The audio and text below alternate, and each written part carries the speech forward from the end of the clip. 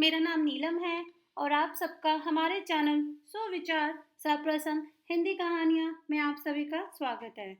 आज की कहानी है सही दिशा। एक गांव में धर्मदास नामक एक व्यक्ति रहता था। बातें तो बड़ी ही अच्छी अच्छी करता था, पर था एकदम कंजूस।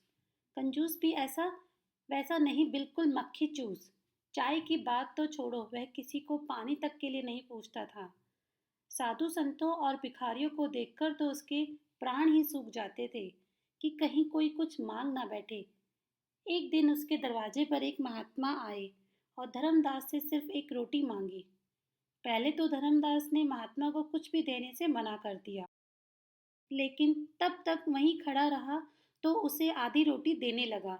आधी रोटी देखकर महात्मा ने कहा कि अब तो मैं आधी रोटी नहीं, पेट भरकर खाना खाऊंगा। इस पर धर्मदास ने कहा कि अब वह कुछ नहीं देगा।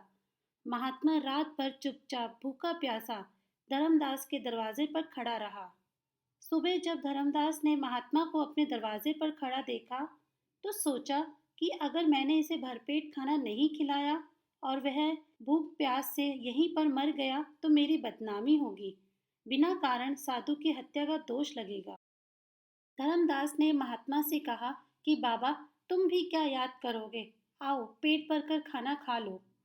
महात्मा भी कोई ऐसा वैसा नहीं था। धर्मदास की बात सुनकर महात्मा ने कहा कि अब मुझे खाना नहीं खाना, मुझे तो एक कुआं खुदवा दो। लो, अब कुआं बीच में कहाँ से आ गया। धर्मदास ने साधु महाराज से कहा। रामदयाल ने कुआं खुदवाने से साफ मना कर दिया। साधु महाराज अगले दिन फिर रात भर चुपचाप भूखा प्यासा धर्मदास के दरवाजे पर खड़ा रहा। अगले दिन सुबह भी जब धर्मदास ने साधु महात्मा को भूखा प्यासा अपने दरवाजे पर ही खड़ा पाया तो सोचा कि अगर मैंने कुआं नहीं खुदवाया तो ये महात्मा इस बार जरूर भूख प्यास से मर जाएगा और मेरी बदनामी होगी। धर्मदास ने काफी सोच विचार किया और महात्मा से कहा कि साधु बाबा, मैं तुम्हारे लिए कुआं खुदवा देता हूँ और इससे आगे अब कुछ मत बोलना। नहीं, एक नहीं, अब तो दो कुएं खुदवाने पड़ेंगे। महात्मा की फरमाइशें बढ़ती ही जा रही थी। धर्मदास कंजूस जरूर था पर बेवकूफ नहीं। उसने सोचा कि अगर मैंने दो कुएं खुदवाने से मना कर दिया तो यह चार खुदवाने की बात करने लगेगा। इसलिए धर्मदास ने चुपचाप दो कुएं खुदवाने में ही अपनी भलाई समझी। कुएं खोदकर तैयार हुए तो उनमें पानी भरने लगा। जब कुओं में पानी भर गया तो महात्मा ने धर्मदास से कहा, दो कुओं में से एक कुआं मैं तुम्हें देता हूँ और एक अपने पास रख लेता हूँ। मैं कुछ दिनों के लिए कहीं जा रहा हूँ, लेकिन ध्यान रहे मेरे कुएं में से तुम्हें एक बूंद पानी भी नहीं निकालना। साथ ही अपने कुएं में से सब गांव वालों को रोज पानी निकालने देना है। मैं वापस आकर अपने कुएं से पानी पीकर प्यास बुझाऊंगा। धर्मदास ने महात्मा वाले कुएं के मुंह पर एक मजबूत ढक्कन लगवा दिया। सब गांव वाले रोज धर्मदास वाले कुएं से पानी भरने लगे। लोग खूब पानी निकालते पर कुएं में पानी कम ना होता। शुद्ध शीतल जल पाकर गांव वाले निहाल हो गए थे और महात्मा जी का गुणगान करते ना थकते थे। एक वर्ष के बाद महात्मा पुनः उस गांव में आए और धर्मदास से बोले कि उसका कुआं खोल दिया जाए।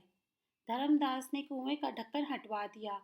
लोग यह देखकर हैरान रह गए कि कुएं में एक बूंद भी पानी नहीं था। महात्मा ने कहा, कुएं से कितना भी पानी क्यों ना निकाला जाए, पर वह कभी खत्म नहीं होता, अपितु बढ़ता जाता है। कुएं का पानी ना निकालने पर कुआं सूख जाता है। इसका स्पष्ट प्रमाण तुम्हारे सामने है।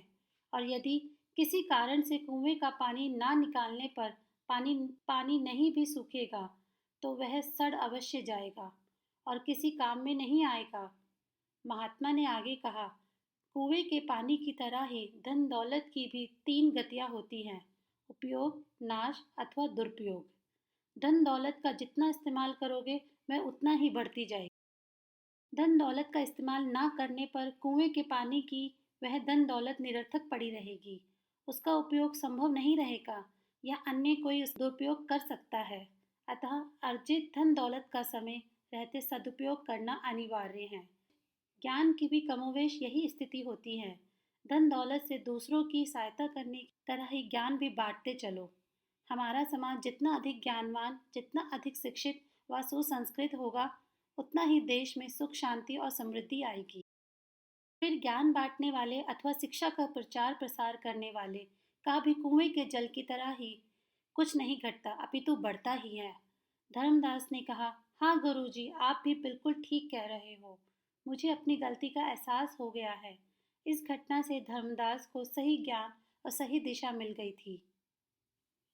सदैव खुश रहिए। आपको हमारी कहानी अच्छी लगी हो तो लाइक, शेयर एंड कमेंट करना ना भूलें। धन्यवाद।